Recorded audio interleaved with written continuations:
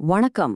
உலகத்துல இருக்கிற எல்லா ராணுவ நிபுணர்களையும் ஒரு நிமிஷம் ஸ்தம்பிக்க வச்ச ஒரு விஷயத்த பத்தி தான் நாம இன்னைக்கு பார்க்க போறோம். ஈரான் எப்படி யாருமே கனவுல கூட நினைச்சு பார்க்காத வகையில தன்னோட தாக்குதல் எல்லைய இரட்டிப்பாக்கியிருக்கு. வாங்க, இந்த நீண்ட தூர ஆச்சரியத்துக்கு பின்னாடி என்ன இருக்குன்னு கொஞ்சம் விரிவாக பார்க்கலாம். அடி ஆழம் வரை உழுக்கப்பட்டது. இந்த ஒரு வார்த்தை போதும். ஈரானோட இந்த திடீர் தாக்குதலுக்கு பிறகு வாஷிங்டன்ல இருந்து லண்டன் வரைக்கும் உலக வல்லரசுகளோட மனநிலை எப்படி இருந்துச்சுன்னு சொல்றதுக்கு. பல வருஷங்களா அவங்க உருவாக்கி வச்சிருந்த பாதுகாப்பு திட்டங்கள், வியூகங்கள் எல்லாமே ஒரே ராத்திரியில கேள்விக்குறியா மாறிடுச்சு. இதுக்கு முன்னாடி ஈரான் தாக்குதல் நடத்தினா அது பெரும்பாலும் இஸ்ரேல் மேலேயோ இல்ல மத்திய கிழக்குல இருக்கிற அமெரிக்க ராணுவ தளங்கள் மேலேயோ தான் இருக்கும். இது நமக்கு தெரிஞ்ச விஷயம். ஆனா இந்த தடவை அவங்க குறிவச்ச இடம் ரொம்ப ரொம்ப தூரத்துல, இந்திய பெருங்கடல்ல இருக்கிற ஒரு மிக முக்கியமான அமெரிக்க பிரிட்டிஷ் கூட்டு ராணுவ தளம். அதோட பேரு டியாகோ கார்சியா. டியாகோ கார்சியாங்கிறது சும்மா ஒரு தீவில்லைங்க. அது இந்திய பெருங்கடல்ல மிதக்கிற அமெரிக்காவோட ஒரு பிரம்மாண்டமான கோட்டைன்னே சொல்லலாம்.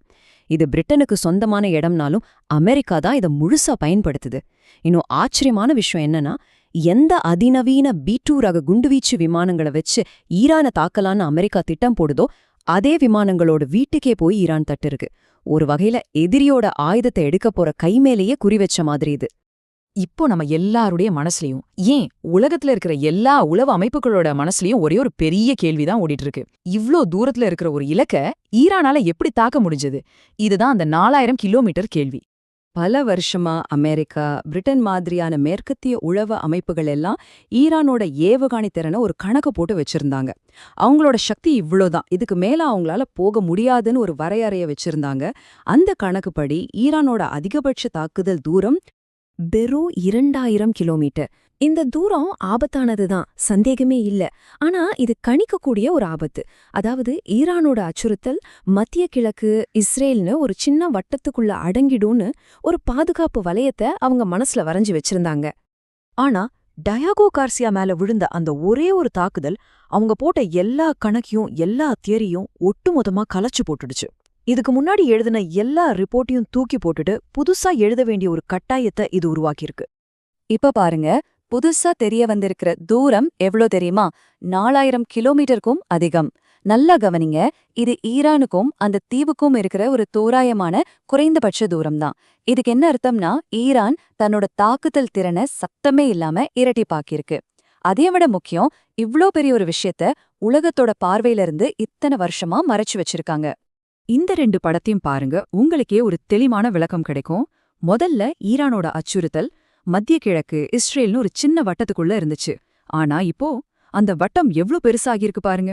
வட ஆப்பிரிக்கா, தெற்கு ஐரோப்பாவோட கதவையே தட்டுற அளவுக்கு வந்திருக்கு.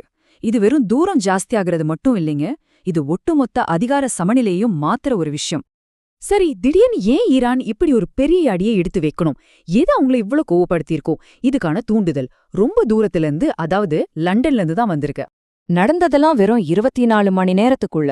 மார்ச் 21 காலையில பிரிட்டன் அமெரிக்காவுக்கு ஓகே சொல்லுது, நீங்க டியாகோ கார்சியாவை பயன்படுத்திக்கோங்கன்னு. அன்னைக்கு ராத்திரியே ஈரானோட வெளியுறவு அமைச்சர் நேரடியா பிரிட்டனுக்கு ஒரு பகிரங்க எச்சரிக்கை விடுக்கிறாரு. அடுத்த நாள் காலையில நம்ம எந்திரிச்சு பார்க்கும்போது தாக்குதல் நடந்து முடிஞ்சிருச்சுன்னு நியூஸ் வருது. இது தற்செயலா நடக்க வாய்ப்பே இல்லை இல்லையா? இது ஒரு நேரடியான பதிலடி. ஆனா கதை இங்க முடியல. விஷயம் பாக்குறதுக்கு ரொம்ப நேரா தெளிவா தெரியுது.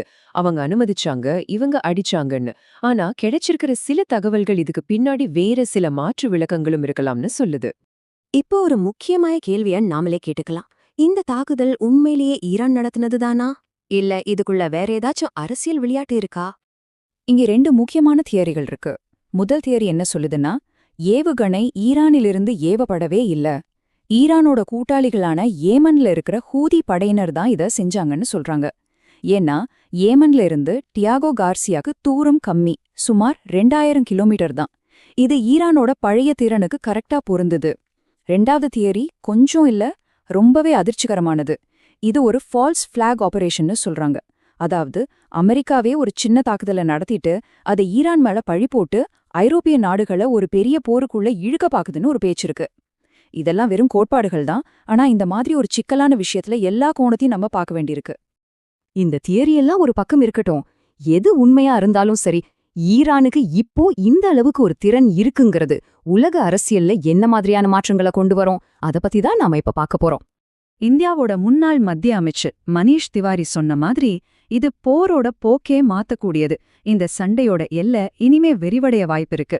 அவரோட இந்த வார்த்தைகள் நிலைமையோட தீவிரத்தை நல்லாவே காட்டுது.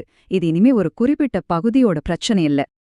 இங்கதான் ஈரானோட திறமையில ஒரு முரண்பாடு இருக்கு. ஒரு பக்கம் அவங்களோட ரேஞ்ச், அதாவது தாக்குதல் தூரம் பயங்கரமா அதிகரிச்சிருக்கு.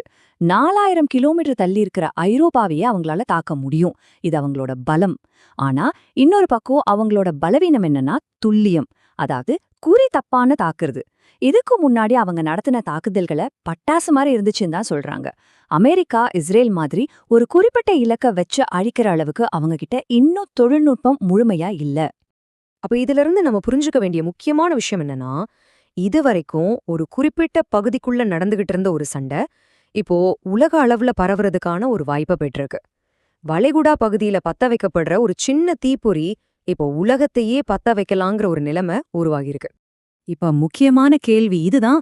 ஐரோப்பாவும் ஈரானோட தாக்குதல் எல்லைக்குள்ள வந்திருக்கிற இந்த நிலைமையில மத்திய கிழக்குல நடக்கிற ஒரு சின்ன சண்டை ஒரு உலக போரா மாறறதுக்கான ஆரம்பமா இது இருக்குமா? நம்ம ஒரு புதிய உலக போரோட விளிம்புல நிக்கிறோமா? இத பத்தி நீங்க என்ன நினைக்கிறீங்கன்னு யோசிச்சு பாருங்க.